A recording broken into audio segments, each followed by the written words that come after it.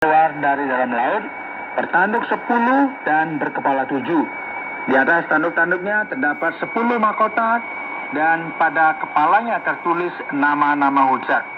Binatang yang kulihat itu serupa dengan macan tutul, yang kakinya seperti kaki beruang dan mulutnya seperti mulut naga. Dan naga itu memberikan kepadanya kekuatannya dan tahtanya dan kekuasaan yang besar.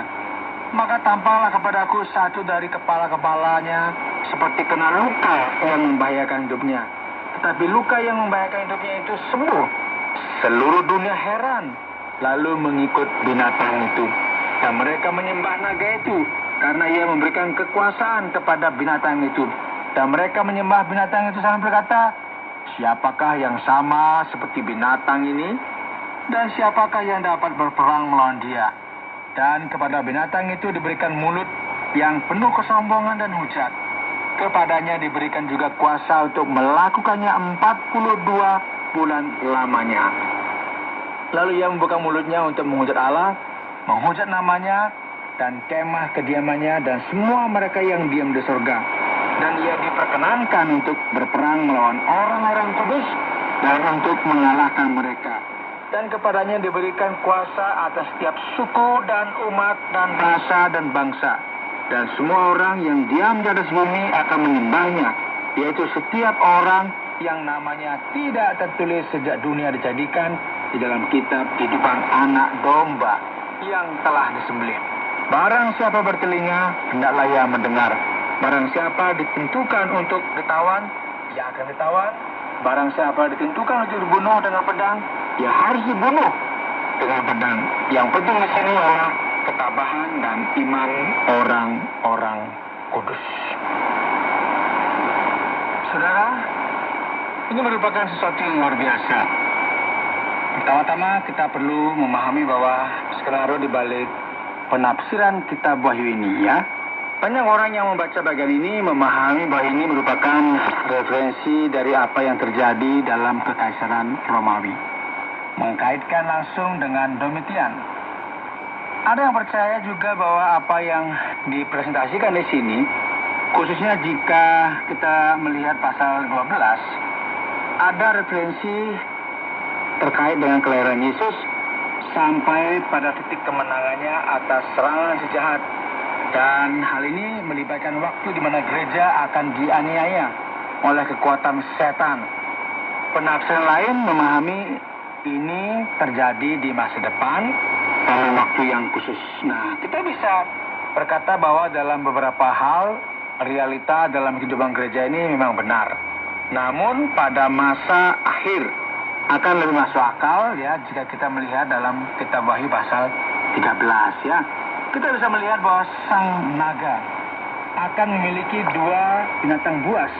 Yang pertama adalah yang baru saja kita lihat, dan yang kedua akan kita lihat sesaat lagi. Binatang buas yang pertama muncul dari laut. Hewan tersebut memiliki 10 tanduk, berkepala 7, 10 mahkota yang merepresentasikan kekuatan dan kuasanya. Siapa orang yang membayangkan referensi spesifik di masa depan ini memahami bahwa tanduk-tanduk ini, kepala-kepala ini merupakan referensi dari kuasa 10 bangsa, 10 kelompok bangsa yang akan berkumpul di masa yang akan datang. Binatang buas yang akan muncul di sini adalah referensi dari kuasa politik yang diberikan oleh naga itu sendiri. Nah, menarik sekali untuk kita melihat hubungan antara penglihatan ini dan penglihatan yang kita bisa lihat dalam kitab Daniel pasal 7. Nanti bisa dibaca, ya. Binatang buas ini dipresentasikan dengan beberapa elemen yang berkaitan dengan hewan-hewan sebagaimana yang kita bisa lihat dalam penglihatan ini, yang memberikan sebuah hubungan dengan patung Nebukadnezar dalam pasal 2. Binatang buas ini diberikan kuasa oleh sang naga yang adalah setan itu sendiri. Dan firman Tuhan berkata bahwa ia akan terluka dan hampir mati, namun masih bisa sembuh dan hidup. Siapa orang yang memahami hal ini sebagai referensi dari akhir zaman, percaya bahwa yang dimasukkan di sini adalah para pemimpin dunia yang akan disembuhkan secara ajaib.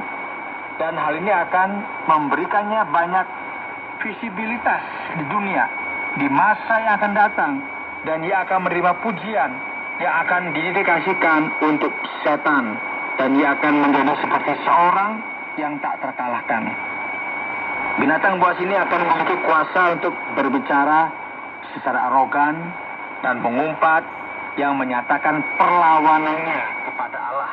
Dan Allah akan mengizinkan otoritas ini selama 42 bulan. Nah, mari kita mengingat bahwa setiap orang yang nggak begitu literalis berpikir bahwa ini adalah sebuah referensi masa penderitaan secara umum, dan yang lebih literalis berpikir bahwa ini akan menjadi selama 3,5 tahun dalam masa kesusahan besar yang akan terjadi akhir zaman. Binatang buas ini akan mengumpat melawan Allah, melawan namanya, dan ia akan memiliki kuasa untuk melawan umat Allah, seluruh penduduk bumi yang sentiasa dilihat secara negatif dalam kitab Wahyu, yang akan menyembah binatang buas itu. Hanya orang-orang yang benar-benar merupakan pengikut Yesus Kristus akan dibebaskan dari kuasa binatang buas ini, yaitu setiap mereka yang namanya tertulis dalam kitab kehidupan. Nah, ketika kita membaca dari ayat 11 dan selanjutnya, dikatakan di sana, dan aku melihat seekor binatang lain keluar dari dalam bumi dan bertanduk dua sama seperti anak domba, dan ia berbicara seperti seekor naga. Dan seluruh kuasa binatang yang pertama itu dijalankannya di depan matanya. Ia menyebabkan seluruh bumi dan semua penghuninya menyembah binatang pertama yang luka parahnya telah sembuh. Saudara, banyak orang memahami bahwa binatang buas yang kedua ini berkaitan dengan kekuatan agama. Sementara yang pertama berkaitan dengan kekuatan politik.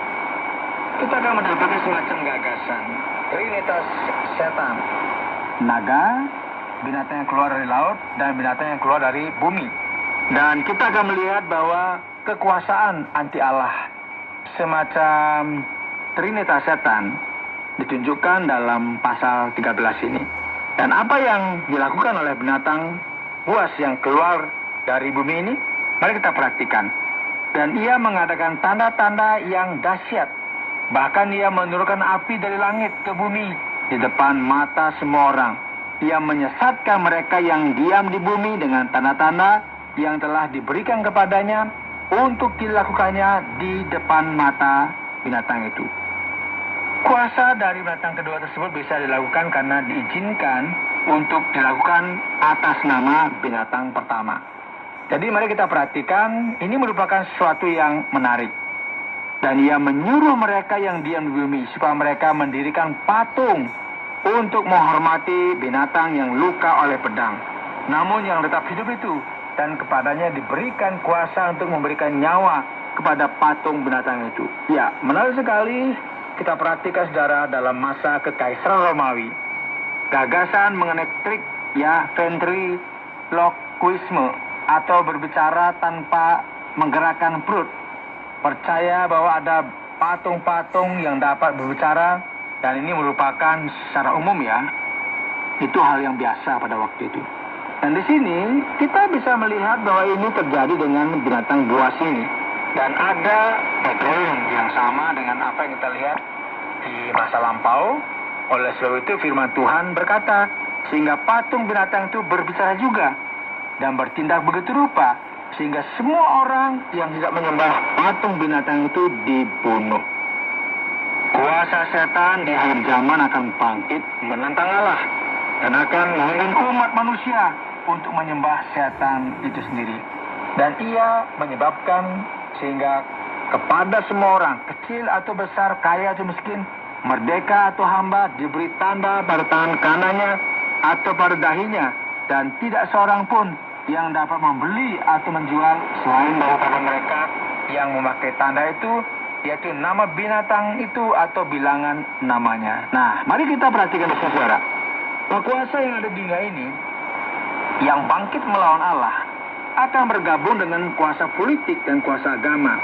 Menggabungkan kedua ini menjadi sebuah pertentangan sepenuhnya kepada Allah, dan mereka akan mencoba untuk membuat setiap orang tidak berpaling dari sistem yang mereka buat dengan mengendalikan sistem ekonomi, Dan kini firman Tuhan ditulis lagi. Yang penting di sini ialah hikmat. Barang siapa yang bijaksana, baiklah ia menghitung bilangan binatang itu, karena bilangan itu adalah bilangan seorang manusia. Dan bilangannya ialah 666.